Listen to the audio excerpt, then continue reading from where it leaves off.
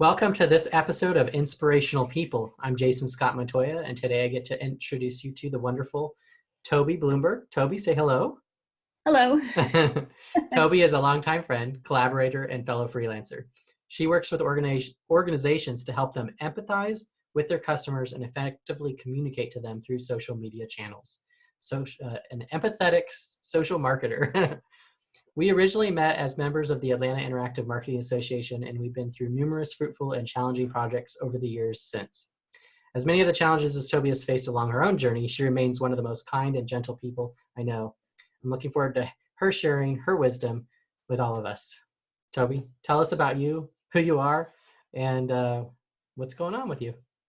Oh, wow. Okay. So thanks very much for that kind and over-the-top introduction. So as my story goes, I was a traditional marketer until about 2004 when I launched a blog called Diva Marketing Blog on the American Marketing. And by the way, you were on the front edge of like the blogging wave in that regard, right? Yes, I was. I was blogging before blogging was popular. I was one of the pioneers. Let me tell you, Jason, just to sidetrack a little bit, it was one of the best experiences in my entire career, maybe even in my entire life. It totally changed my life. Yeah.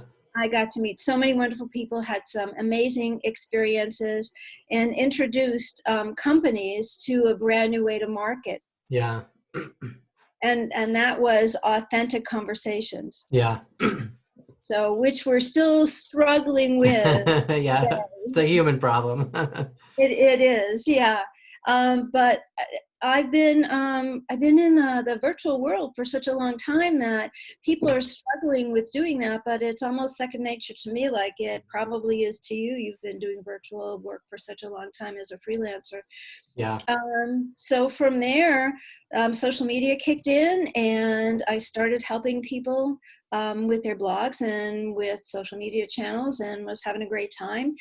And then I was approached by a very large, at that point in time, media company, and asked to come on board and head up media for them. And I did. It was a great job. Yeah. I worked with with the corporate folks, and radio, TV, and newspaper. They had about 70 properties. Okay. And around what year was that? it was about 5 years ago. Okay. And they, it was fun, and I had a good time, and I think we did some good work. And then all of a sudden they decided one day that they needed to change direction, and so they said, thanks, but see you later. Yeah. So eventually I started my business up again, and as my story goes... Is that around, because we did that one project, the Bright Star project, was that around the same time as that? Okay. Yeah, that was an interesting project, wasn't it? Yeah, theater. And as a matter of fact, we started their website, and we also started their social page on Facebook, which is still running, and obviously it's a little yeah, we did some great work, but unfortunately the play never came to life, or came about. So yeah, some interesting people, very talented people. Yeah. So and then what? So you started this in 2000, or kind of ran with it from this transition that you faced in 2015 to today. We worked with several clients together. What else have you been doing as well? After I did that, I didn't know what to do. I mean, I was totally at a loss. Yeah. And I was bored, and I was frustrated, and I was sad, and it is how it is when you lose a job. Yeah. And so I decided I wanted to do something that gave me pleasure, and that put me in a working situation with people that really loved what they were doing. Not that the people that I was working with didn't, but there was something missing. And what was missing for me was a true passion for the work that people were doing. So, the tech people are passionate about their work, the lawyers, the doctors, well, the doctors are something quite different. And so what happened was I decided to go into the culinary world. I thought, well, maybe I can make a business helping the cooks and the catering companies and the cookbook authors and the foodpreneurs, and because that's where I found the passion. And it was exciting to was it something you kind of knew was there and you just rediscovered it, or was it a new discovery? I knew it was there, but I didn't know how I could work through it to get to where I was helping them with their marketing. Yeah. So it was always in the background. And I had a couple of food clients. So I had realized that, but I wanted to totally focus on it. So I spun off a sister company to my company, which is called Bloomberg Marketing, and called it Diva Foodies, because my blog back in the day was marketing. So I wanted to keep the brand. And here we are today. And you and I have gone in and out with a lot of very interesting projects, and hospitality being one of them. Yeah. So. Yeah, that's interesting. So I am curious now, because I don't know if I ever asked you, but where did the Diva, how did that as a brand even start? Oh gosh. Back when I first started my my blog, I guess it was 2004, 2005. I had no intention of doing a blog because I had a website, and I didn't need a blog, but I needed to figure out the logistics. And I had been writing a column for an online publication, and it was called Diva Marketing, and the publication had died. And I thought, well, that's sort of a fun name, and I could do quirky things with it. So I would write a post, and I would throw in the word girlfriends, and I would throw in the shoes, and I would throw in martinis, and people sort of liked it. Even the guys liked it. And so that's how it started. It came from a long ago column. Yeah, that's funny. It's kind of something that stuck. So, all right. So you're, me and you have been through a lot together. We've stayed connected over the years. The last few months, the world has sort of flipped upside down and changed dramatically in ways neither of us would have anticipated or expected. What are your thoughts about this crisis, and how should we be looking at it, and how should we be responding? And what words of wisdom do you have as we try and navigate this? I just have one, and that's breathe. Yeah. Don't panic, breathe. Just breathe. I mean, we forget to breathe. Yeah. So, I mean, it changes every single day. So I'm working with a client, and we started positioning one way, and then all of a sudden they're a food company based in Atlanta, and Atlanta's opening up. So we're positioning another way. And so what I've been finding is the companies that are nimble, and usually that's the smaller companies. The companies that are nimble can spin on a dime, and they can change.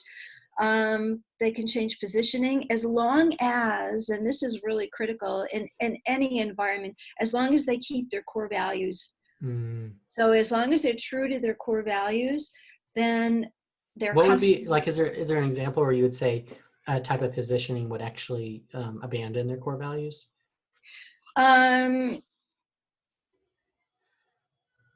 If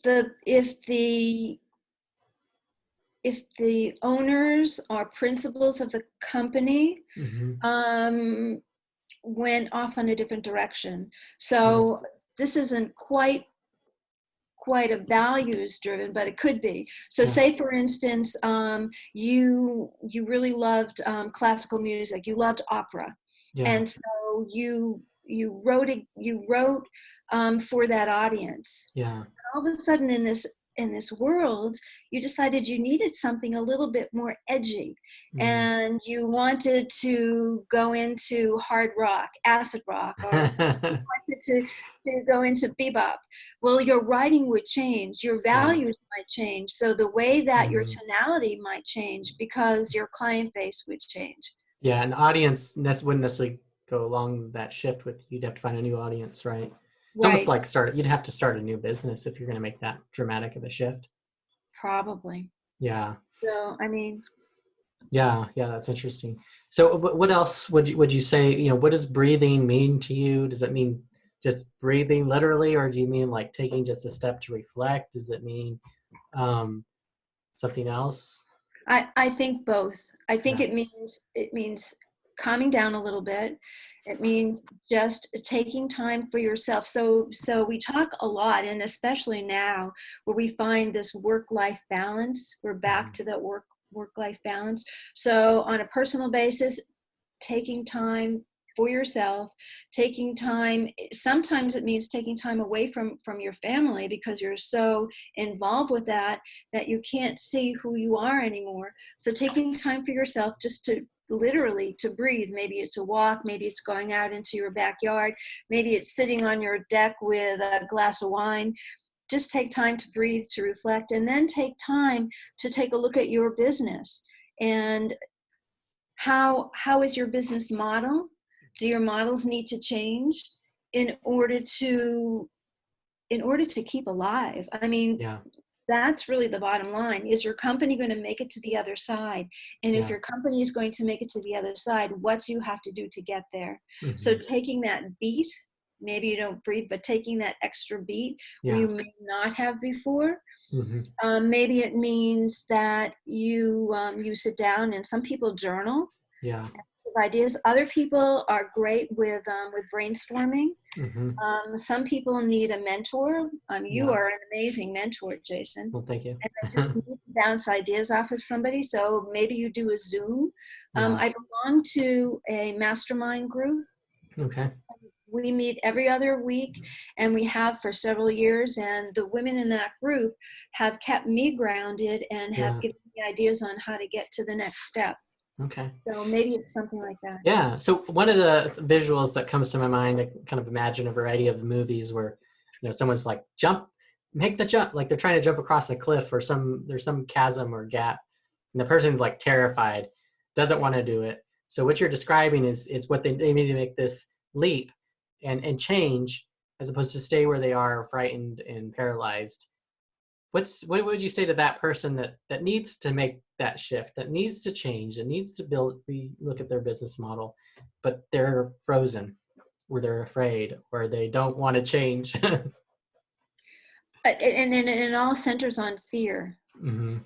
So for me, the more information you can have to help you build the bridge, the easier it is to get over that bridge. Mm-hmm. So it may be that you might need to talk to some of your clients and ask them what they would do. Maybe you have an idea, you're not really sure if it's going to work. Yeah. Basically, we're going back to Marketing 101 research. Mm-hmm. We don't know what's going to happen tomorrow with this virus. Every day, new information keeps coming out. Every mm-hmm. day, people are just a little bit more hesitant. Mm-hmm. And looking at the stats would freeze anybody.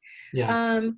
So from my point of view, it's information, it's getting feedback from your customers, and also not thinking that you have to make that leap.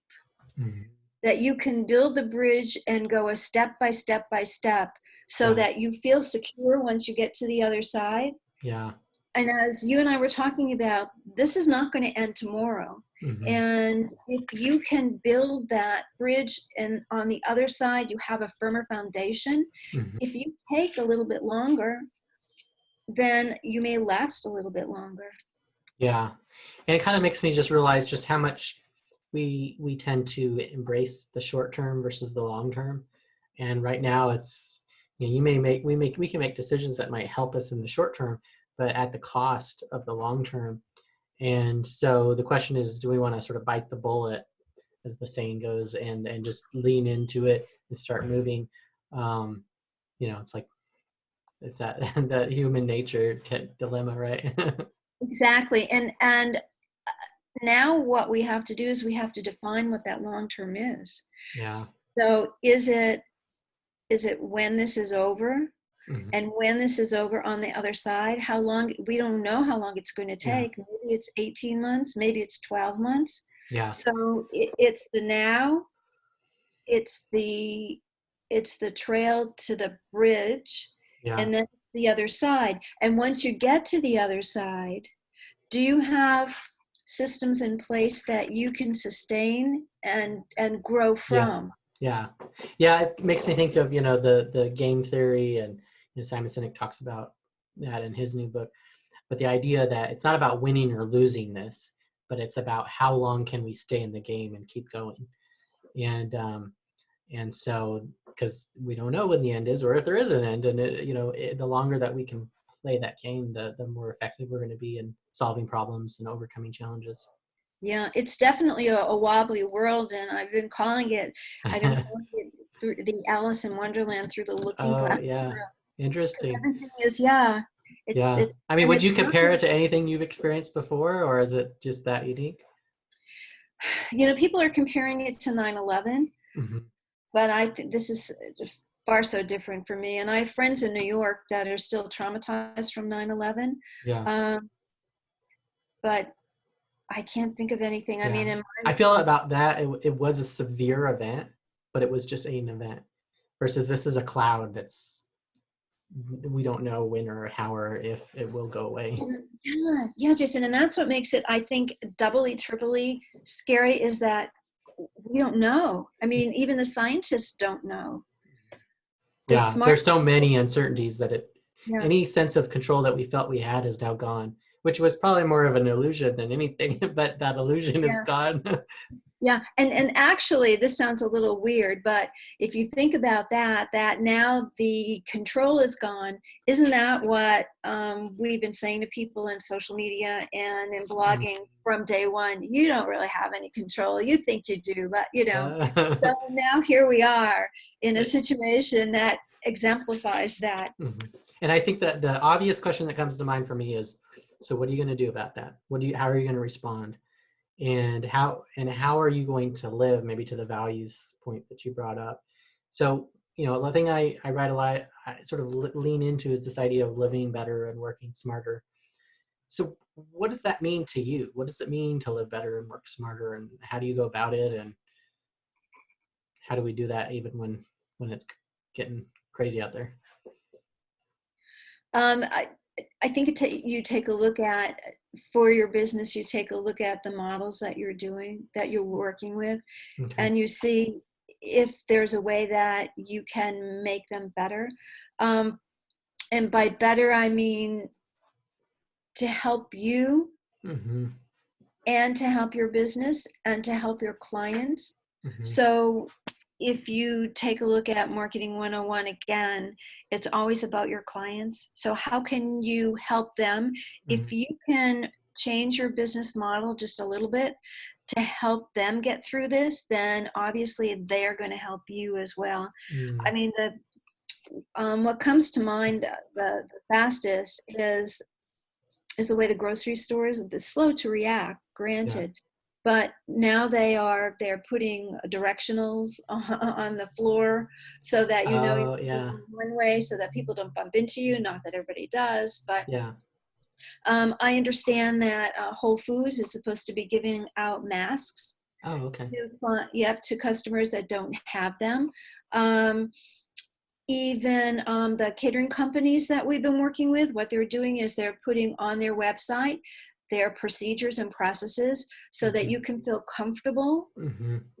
when you order from them, that they're following CDC guidelines and maybe going a little bit beyond. Yeah. Yeah, that's interesting. And do you think, I mean, some of the first one I think you gave, the arrows and the grocery store, like some of these, like I've been wondering, like, why weren't we doing this before this happened? These are like good ideas. So I don't know if you felt that way, but that's definitely something I've seen. So what about on the personal side? What does it mean to live better or live smarter, and how does our work intersect with the two? Well, what I've been doing, and I have to stop doing it, but what I've been doing is I've been doing a lot of cooking and baking. Okay.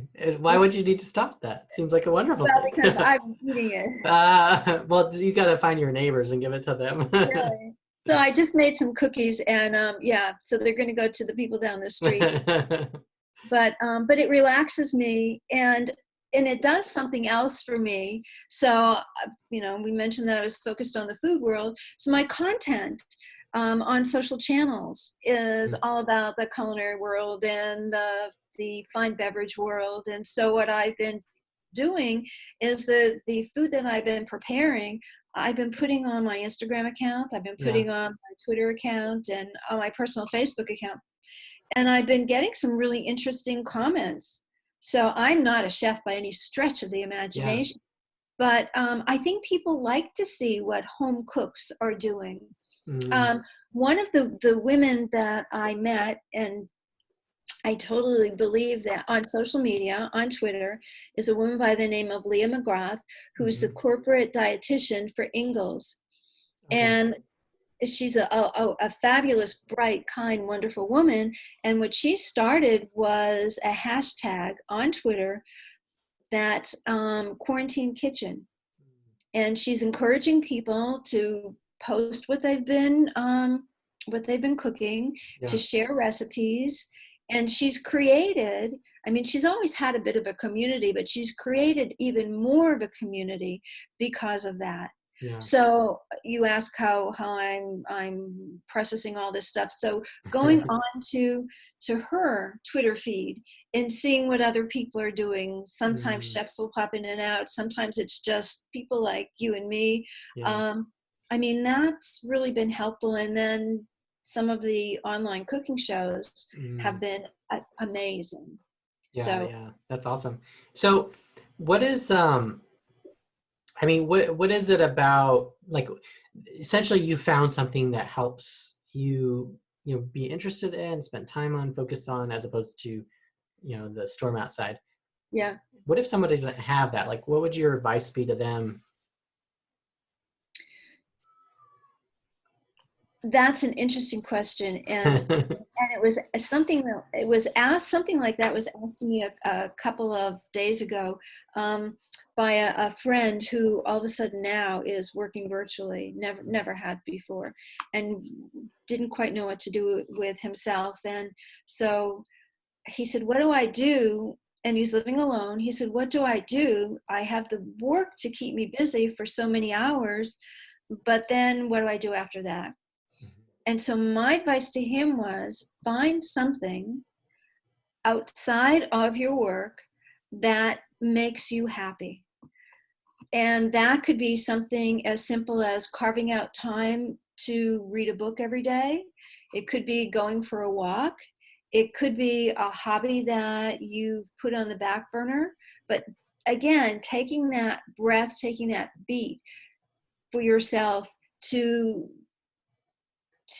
sort of depress for a while. Yeah. Does that answer your question?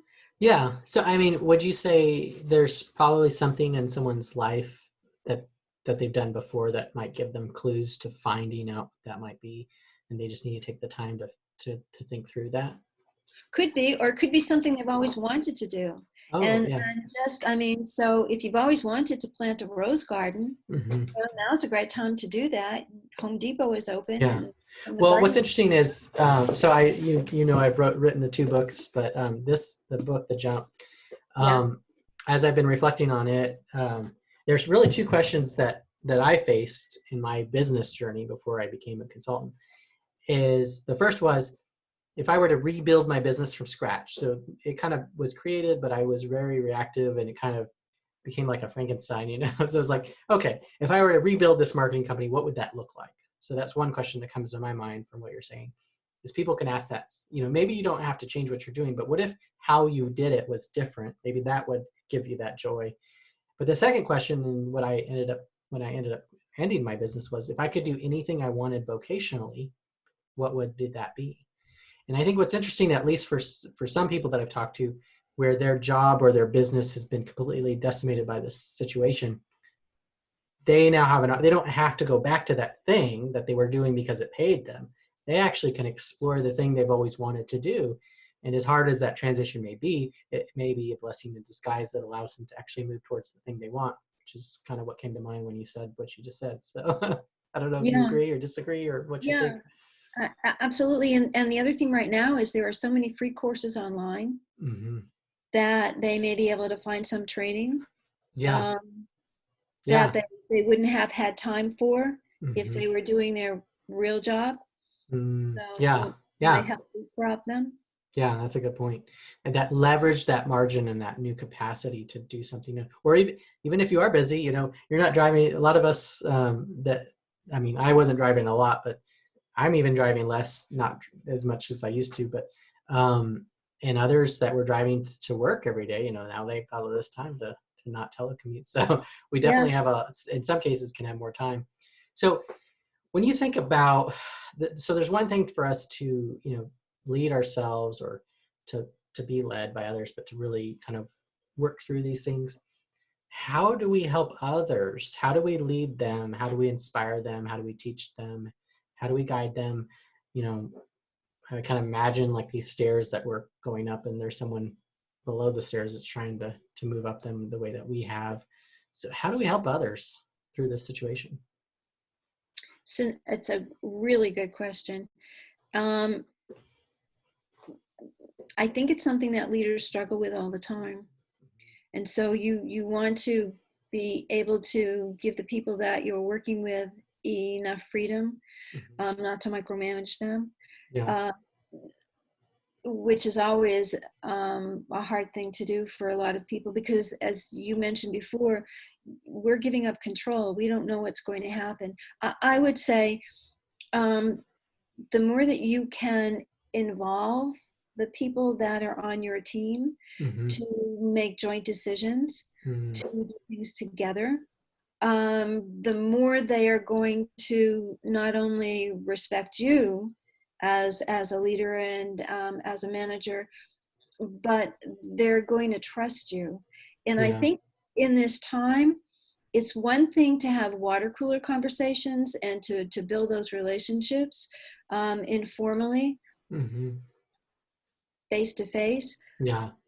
It's a challenge to build a relationship virtually, even with Zoom. It's a challenge. Yeah. So here I read this the other day. So you're on Zoom, you've got so many people in all these little cells. Everybody is staring at you, not necessarily, but they are. Yeah. Feels like that. Yeah, it does. So, it's hard to do that. And even on a one-on-one, there's always the shift, the pick up the pencil, we'll take a drink of coffee. We'll, take a drink of soda. Yeah. So it's hard to do that. And I think that the more you can figure out little ways to build that confidence in your team, the more likely you're going to come out on the other side stronger. Yeah. As a manager to your staff, and as staff to staff. And I would just say one more thing is, don't think that you have to do it alone, and don't think you know all the answers. Yeah. Okay to let people help you. Yeah. And I would say if someone's not there or comfortable, like this is a situation that's going to force that. Either you learn that lesson or you suffer. But what I'm hearing from you is that it's really this fundamental value of trust and building that trust, and that we need that trust to get through the storm. Because if I don't trust you and the storm is raging, it's hard to trust someone in the good times, but when it's really bad, it's essential. And it's so easy now to ghost somebody. Oh yeah, interesting. And the other thing that we might think about is, if somebody is uncomfortable on a virtual platform like Zoom or Microsoft, maybe the best way is just an old-fashioned phone conversation. Maybe that might make people less fearful, not to have to stare at you, especially if you're telling them something they don't want. Yeah. I just heard about Uber laid off 3,500 people, and for obvious reasons they had to do it on Zoom. And man, I mean, I think the lady that did it, I haven't watched the video yet, but I think she, it was really emotional for her to have to tell that to those people, and for them to hear it. I mean, it's like, it's not like there's a good choice and a bad choice. It's like a bad choice and a worse choice, Yeah. And that's hard to navigate. So So I guess shifting gears a little bit, let's talk about stories. Stories shape us, narratives shape how we see the world, and we love to consume stories, whether it's TVs or movies or books or whatever, fiction, nonfiction. So what's a story that shaped you, and how can stories inspire us in the situation we're in? I love that question because I love stories. So let me tell you one. Yeah. Let me tell you two. Okay. So when I was a very little girl, my father used to tell my sister and I bedtime stories. Mm-hmm. Most dads and moms do that. But my father made up a story of an elephant, and I don't even remember the elephant's name. But the elephant went on all these adventures, and he went on adventures with two little girls named Toby and Susan. And I get goosebumps when I say this. And so it's something that bonded my dad and me and my sister and my dad and me together. The story, that one little story about an elephant. And my sister started collecting elephants, and she even took some of the elephants to her wedding. Yeah. So you just don't know what stories will have impact on you, and lead to other things. So the other thing is, in my past life, when I was working for the media company, I sat in on some morning news meetings where the news director, so the news director would sit around the table with the reporters, and he would say, okay, what you got? And they would pitch him stories of what they wanted to cover during that day or that news cycle. And he'd shake his head and listen to something, said, no. And then when something really hit him, he would say, okay, now I care. Go off and do it. And the reporter would leave the room. So that little story within a story has influenced the way I look at content marketing. So if I'm telling a story, if I'm writing something on anything, whether it's an article or whether it's in social, if you don't care about it, if I can't make you care to some level, I keep remembering that news. Don't do it. Get me something that makes me care. And I think nowadays, when we're looking at developing those stories for our clients, there are so many things out there that are cheesy, and so many things that are easy to do, like that are inauthentic, that we forget that it's not going to make me care. It's going to turn me off. So I think what I'm hearing from you is that there's so much information out there, and the information you want is easily found. And why should I care what you have to say? And so there's something we have to infuse into what we share to make it unique and interesting and relevant to the audience. Is that to bring that empathetic, as you mentioned before, that empathetic marketing point of view. So just today, I was reading an article about how General Mills of Canada was putting together an advertising campaign for Cheerios. And they had the campaign all set before this happened. They were going to go with the Olympics. They had all these Canadian Olympic athletes that were going to be part of their campaign, but they knew they couldn't do that at this point. So what they did is they pivoted, whether you like the word pivot anymore, but they pivoted pretty quickly, and they put together an animated character who is, it's running in Canada right now, so who is a food bank worker. And they showed the world through him. So, and how he's packing all these foods. And of course, subtly, in the boxes that he's packing are boxes of Cheerios. It's subtle. And then their next phase of this campaign, which I think is really interesting, is they're going to bring back the athletes. And the athletes in the campaign are going to cheer, I don't know how they're going to do it, but they're going to cheer the food bank workers on. Okay. And each athlete that has a cheer for a food bank person, they are going to be talking to a specific person. So it could be Jason from the Atlanta Food Bank. And that person that they're talking to, that they are celebrating, that person will be on its Cheerios package. The packages won't be for sale, but they'll give packages. So instead of celebrities being on it, it'll be these new frontline workers and people that are right. But the thing that's interesting is that they're going to be combining celebrities. Oh, okay. Because the athletes, the Olympic athletes are going to be the people that are going to be introducing the frontline. Oh, okay. Interesting. Brilliant, isn't it? Yeah, it's pretty cool. Yeah, what's even more, I thought, authentic, or what made it more authentic, is that General Mills has had a foundation for many, many years, and they've supported food banks, and they've supported food insecurity. So it's not as though they're jumping off into something really new, and they're essentially bringing to light something that already was there in a more prominent way. So So what if someone hears what you're describing, this story, this inspirational story, and they said, man, I want to do something like that for my business. I want to have something that's not tone deaf to what's happening, but is also uplifting for a variety of faceted ways. What would your advice be to them on how to discover that campaign for their own business? Take a look at their values, take a look at what they've done, take a look at their customers.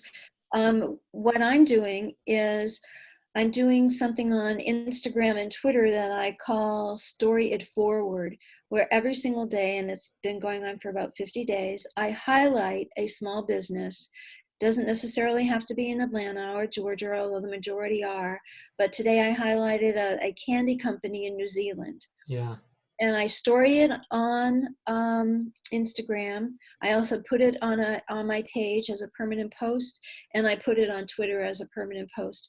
So it cost me time to look for it cost me a little bit of time to put it together, but it's doing something that I hope for the greater good. And if one of these little businesses just gets a couple of new clients, then it's worth it to me. Yeah.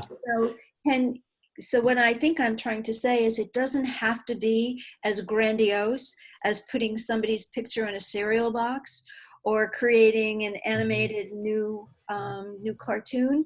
It could be something very simple that you can do to impact. Yeah. So at the end of the day, and again, when we cross over to the next phase of our lives, I do believe people are going to be asking companies, and so what did you do during the pandemic? How did you help your community? A friend of mine just graduated from college, and she said one of the questions that she was going to ask new employers while she was interviewing is, what did you do? And if they couldn't come up with an answer that satisfied her, she's going to walk out the door. Yeah, because if there's an open market with a lot of candidates, you're going to want to pick the people that didn't just sit around and waited. They did something and made an impact. But even more than that, Jason, it tells you something about the culture of the company. Oh, that they're even asking it? Yeah. That the candidate is asking it, and the response from the company. Oh, okay. So if the company says, oh, well, we gave our employees more time off, or we made sure they had this, that, or the other thing, or we made sure they so everyone can treat people well in abundance, but how does this company treat their people when it's really bad? And that tells me if I want to work for that company or not, right? Yeah. Or what did you do for the community? Did you make a contribution? And for consultants, maybe, for service people that are in our business, maybe they offer some free consulting. Maybe because we can't offer food, I could give you a cookie, but I don't know about that. But, what can you give back? So for me, I can give back social credibility. Yeah. And that's what the Story It Forward is. It's social cred. Yeah, that's cool. So talk about a little bit about stories. Let's talk about systems, whether they're technical or human. We're all a part of or a creator of systems, and they drive how we think and act. Tell us about what you think of systems and how you use them and how important they might be. You are probably one of the best people I know when it comes to systems. And so, but it's interesting in this time, because if you take a look at your business and you see how things are interconnected, a lot of it is broken, or the lines stop, they don't continue. So going back to a question that you asked me before, what might people do? Perhaps that's one of the things they do, is take a look at their current systems. And what I'm finding with a lot of businesses, especially small businesses, is that those systems are not interconnected. So go into a food world just because it may be they're lacking intentionality. Is that what you mean? They're lacking, well, not even intentionality. They're lacking the pieces that put it together. So we have one piece of your system, but it's not connected. How does it connect? How does it integrate? So you might have, it might be as simple as a website that doesn't really link to your e-commerce. So I was talking to a company that has a small gift store in a town north of Atlanta, and she had an e-commerce site put together. And I said, I went onto your site. Where's the link for your sales? And she said, oh, we haven't put it up yet. Oh. I said, how do people know that you're selling online? She said, oh, well, if they ask, we can tell them. Well, that's a disconnect with the system. So you have your website with all these pretty products, but the link to the sales, to the commerce, is gone. So that's something. So it's the link to your social. Little icons are not necessarily there. The link to customer care sometimes isn't there either. So within the business world, and if it is, how do they integrate? How do you make it so that I think what I'm really talking about is a 360 view of your customer and your business. So well, is that neglect because people are so busy that they just never do that? The interconnection, the integration of those pieces? Is it something else? Maybe it's they just don't think about it. Okay. Especially for smaller companies, but even larger companies. One of the things that I found is that we did some research for a client on restaurants in Atlanta to see what restaurants were offering delivery. So and this is a process that most of these large restaurants have advertising or public relations companies. The little ones not so much, but the bigger ones certainly do.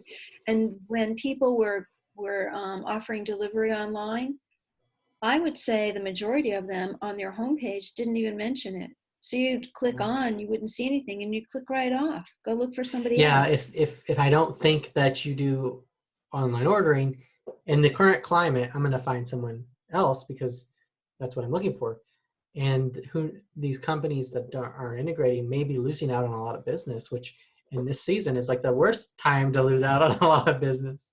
Yeah. So what are you seeing people do with processes? One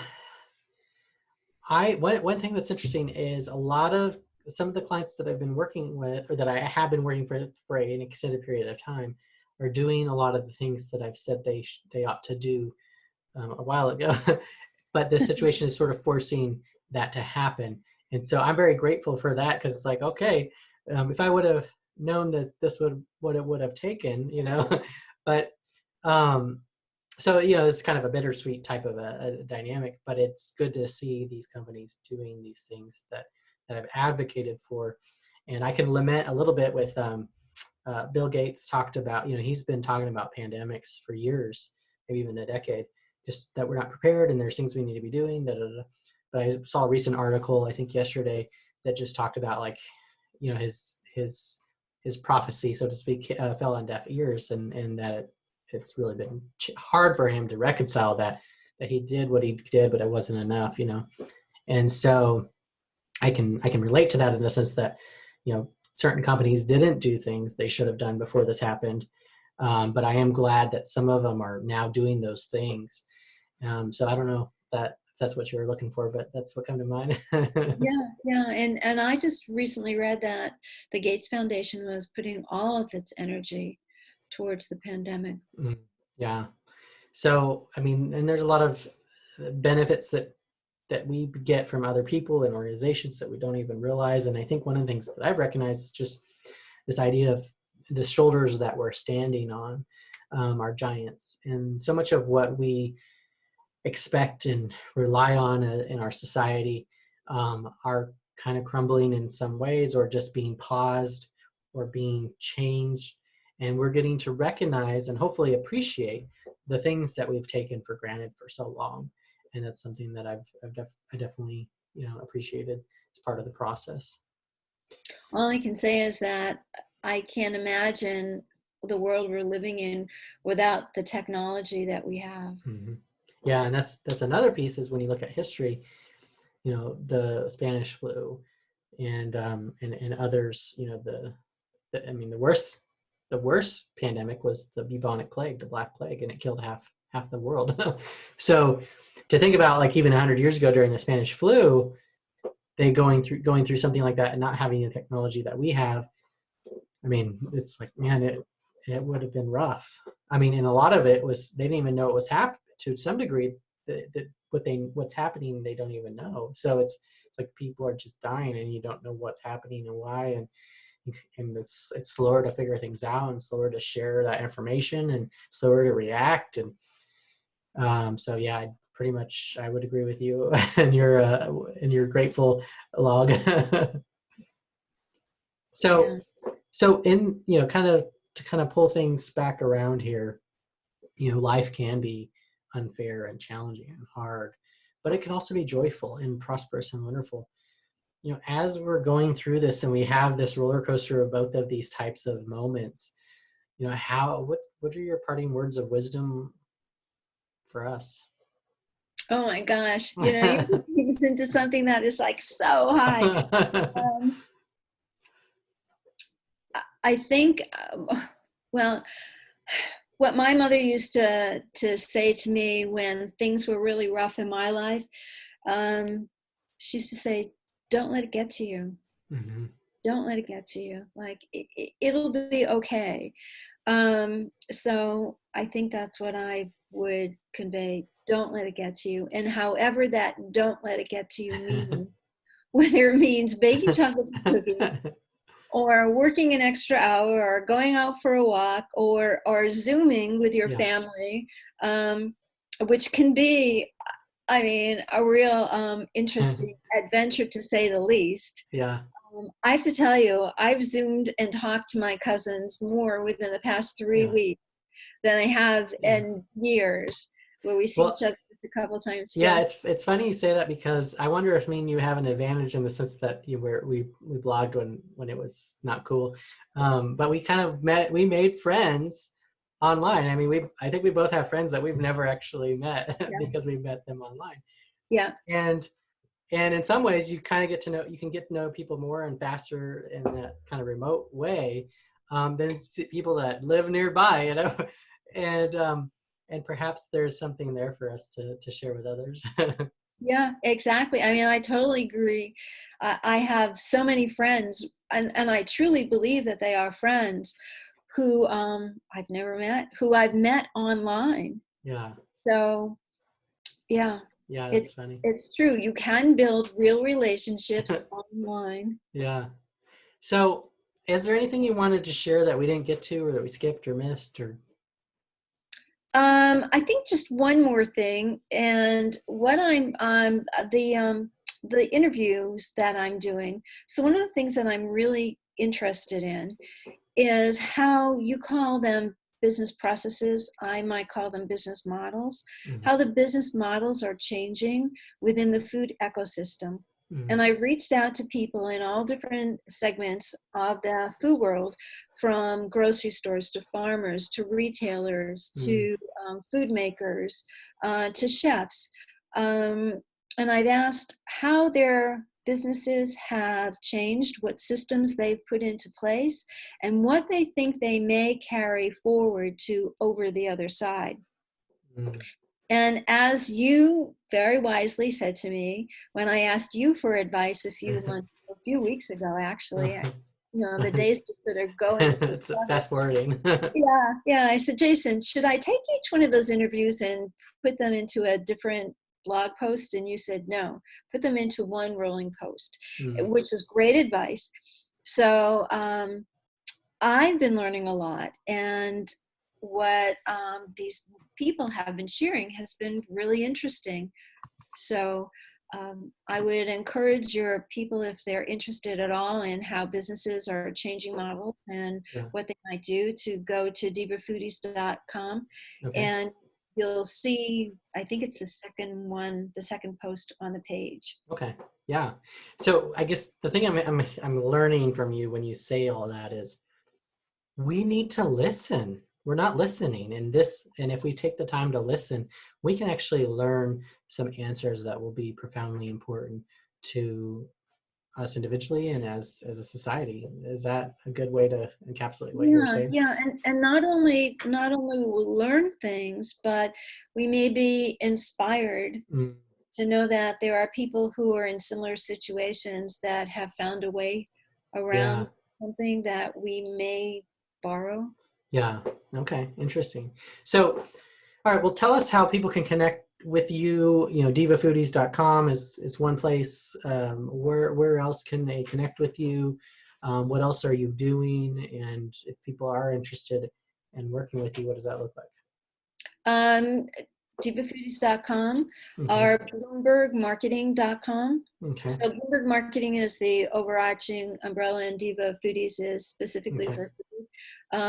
That webpage has been updated more frequently than Bloomberg Marketing, but Bloomberg Marketing has all of what I've done and lots of stuff. So on social, on Twitter, it's at Toby Diva, or at Diva Foodies. On Instagram, the same thing, at Toby Diva or at Diva Foodies. And on Facebook, it's at Diva Foodies. Okay. So love to work with small businesses, large businesses, but companies that want to make a difference to their customers, and as we've talked about before, are interested in empathetic marketing, because what I truly believe in is that in order to get to the other side, you have to take care of the here and now. And if you don't take care of the here and now, when the other side does come, and it definitely will, it will look different, but it will come. There are going to be other companies that will take your clients. Or you won't be alive to see the other time. It's a challenging time, but I think adapting is and that, I guess that's an interesting opportunity. Is it feels like a fresh slate, and the question is, what are we going to do? What are we going to build on that fresh slate? Yeah, and I thank you so much for the opportunity. As always, it is so fun to talk to you. Well, thank you so much for sharing. I appreciate it, and I'm excited to be able to share this with others. So thank you.